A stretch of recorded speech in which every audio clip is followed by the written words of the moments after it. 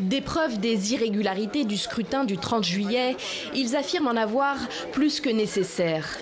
Les avocats du MDC, le principal parti d'opposition, sont les premiers à plaider ce mercredi matin devant la Cour constitutionnelle. Et le camp de Chamisa fait mine d'y croire. Bien sûr, il y avait des gens qui étaient dans une posture d'accusateur et qui se comportaient comme des démagogues. Mais nous ne voyons pas cela d'un mauvais œil, c'est révélateur de gens qui ont peur de quelque chose. Le MDC accuse le gouvernement de fraude et la ZEC, la commission électorale, d'avoir manipulé les résultats qu'elle a publiés.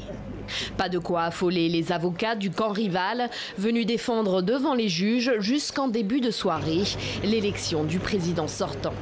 Nous sommes très heureux des démonstrations que nous avons faites. Nous avons prouvé ce que nous avons toujours soutenu. Ce recours électoral n'est pas une question de droit. C'est seulement une distraction destinée à obtenir un résultat différent du résultat légal. Cette procédure a provoqué le report de la cérémonie d'investiture d'Emmerson Mnangagwa. Mais le chef de l'État, lui aussi, se montre confiant et répète que les observateurs internationaux ont jugé le scrutin juste et transparent. Les débats à la Cour constitutionnelle sont retransmis en direct à la télévision nationale. À l'intérieur, la salle d'audience est pleine à craquer. À Harare, la population scrute le bon déroulement de cette dernière phase judiciaire du processus électoral. Mais à l'extérieur de la Cour, les tanks de l'armée stationnent, signe que la situation reste tendue. Les juges doivent rendre leur verdict d'ici vendredi.